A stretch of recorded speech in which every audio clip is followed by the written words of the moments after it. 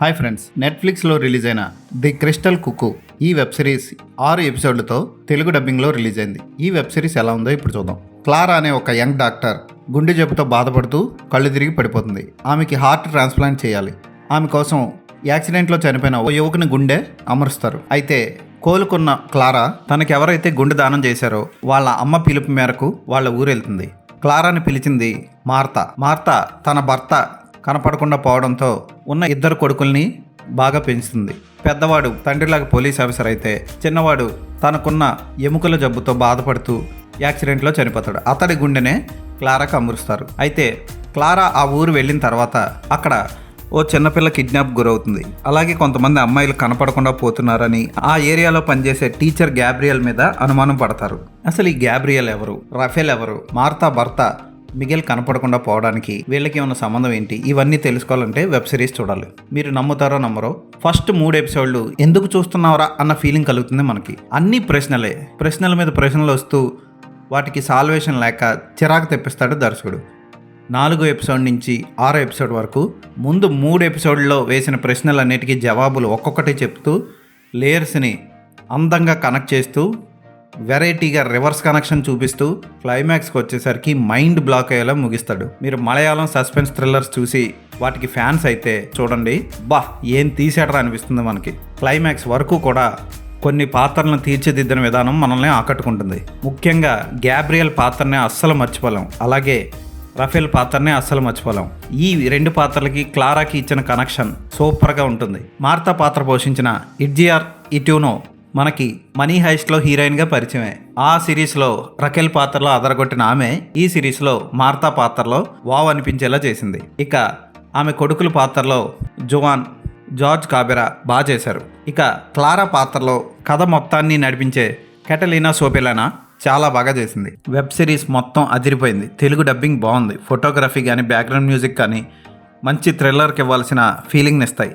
కొన్ని పాత్రలు, వాటిని తీర్చిదిద్దిన విధానం, అవి చేసే భయంకరమైన పనులు లాస్ట్ 3 ఎపిసోడ్లో డైరెక్టర్ ఒళ్ళు గగురు పొడిచేలా చూపిస్తాడు. గ్యాబ్రియల్ మేనల్లుడికి మధ్య వచ్చే సన్నివేశాలు, గ్యాబ్రియల్ ఫ్లాష్ బ్యాక్ చాలా బాగుంటుంది. గ్యాబ్రియల్ పాత్రలో నటించిన థామస్ డెల్ ఎస్టాల్ సూపర్గా చేశాడు. ఆయన పాత్ర వావ్ అనిపిస్తుంది. మేకప్ కూడా అదిరిపోతుంది. మీకు అసలు వెబ్ సిరీస్ని చూస్తున్నావా లేకపోతే రియల్ లైఫ్ని చూస్తున్నావా అనిపిస్తుంది.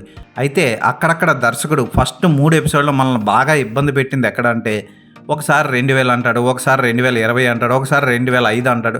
అటు ఇటు ఫ్లాష్ బ్యాక్ని, ఒకసారి ప్రజెంట్ డేని అటు ఇటు తిప్పి జనాలను ఇబ్బంది పెడతాడు.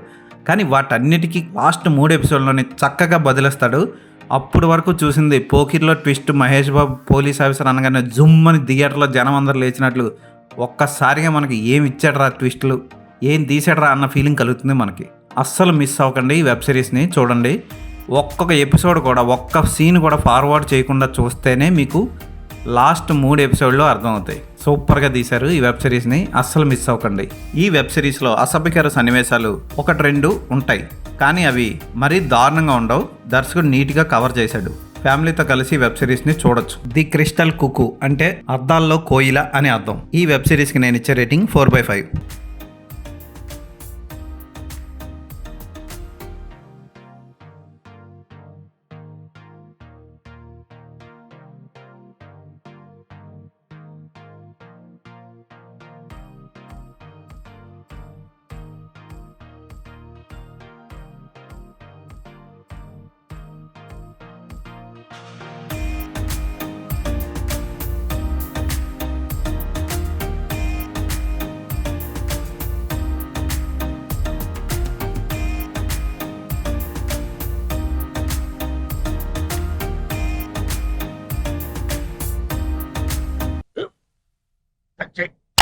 మన స్కూల్ బెంచ్ లాగా ఎంత గట్టిగా ఉందోరా.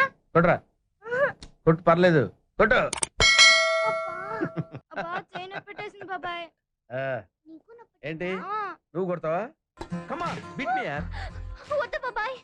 వాణ్ణి నేను కొట్టడం లేదమ్మా, వాణ్ణే నన్ను కొట్టమంటున్నాను. నువ్వేం కంగారు పడక్కర్లేదు. అడుగుతావేంటి?